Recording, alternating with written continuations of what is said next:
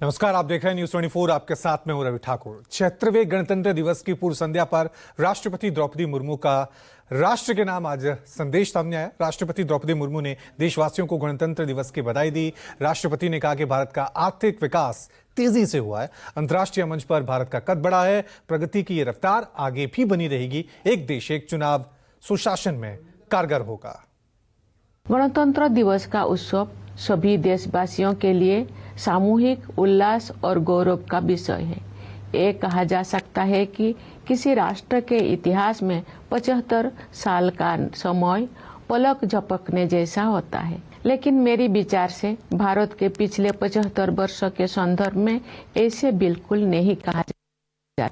ये अकालखंड है जिसमें लंबे समय से सोई हुई भारत की आत्मा फिर से जागी है और हमारा देश विश्व समुदाय में अपना समुचित स्थान प्राप्त करने के लिए अग्रसर हुआ है।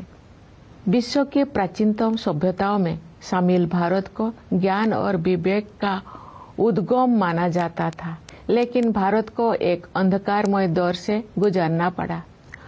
औपनिवेशिक शासन में अमानवीय शोषण के कारण देश में घोर गरीबी व्याप्त हो गई। आज के दिन सबसे पहले हम उन शूरवीरों को याद करते हैं जिन्होंने मातृभूमि को विदेशी शासन की बेड़ियों से मुक्त करने के लिए बड़ी से बड़ी कुर्बानी दी। उनमें से कुछ स्वाधीनता सेनानियों के बारे में लोग जानते हैं, लेकिन बहुतों के बारे में उन्हें जानकारी नहीं थी। इस वर्ष हम भगवान बिरसा मुंडा की 150वीं जयंती मना रहे हैं। वे ऐसे अग्रणी स्वाधीनता सेनानियों में शामिल हैं जिनकी भूमिका को राष्ट्रीय इतिहास के संदर्भ में आप समुचित महत्व दिया जा रहा है। 20वीं सदी के आरंभिक दशकों में स्वाधीनता सेनानियों के संघर्षों ने संगठित राष्ट्रव्यापी आंदोलन का रूप ले लिया। देश का सौभाग्य था कि महात्मा गांधी, रविंद्रनाथ टैगोर और बाबा साहेब आम्बेडकर जैसे महान विभूतियों ने हमारे देश के लोकतांत्रिक मूल्यों को फिर से जीवंत बनाया। न्याय, स्वतंत्रता, समता और बंधुता केवल सैद्धांतिक अवधारणाएं नहीं है, जिनका परिचय हमें आधुनिक युग में प्राप्त हुआ है। ये जीवन मूल्य तो सदा से हमारी सभ्यता और संस्कृति का अंग रही है।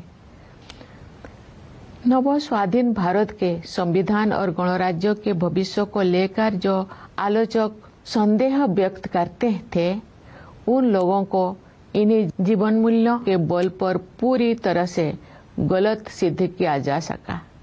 भारत के गणतांत्रिक मूल्यों का प्रतिबिंब हमारी संविधान सभा की संरचना में भी दिखाई देता है। उस सभा में देश के सभी हिस्सों और सभी समुदायों का प्रतिनिधित्व था। सबसे अधिक उल्लेखनीय बात ये है कि संविधान सभा में सरोजिनी नायडू, राजकुमारी अमृतकर, सुचेता कृपलानी, हंसाबेन मेहता और मालती चौधरी जैसे 15 असाधारण महिलाएं भी शामिल थी।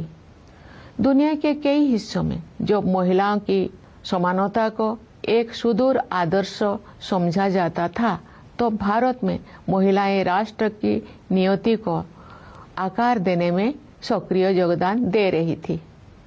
हमारा संविधान एक जीवंत दस्तावेज इसीलिए बन पाया है क्योंकि नागरिकों की निष्ठा सदियों से हमारी नैतिकता परक जीवन दृष्टि का प्रमुख तत्व रही है। एक राष्ट्र एक चुनाव की व्यवस्था से शासन में निरंतरता को बढ़ावा मिल सकता है। नीति निर्धारण से जुड़े निष्क्रियता समाप्त की जा सकती है।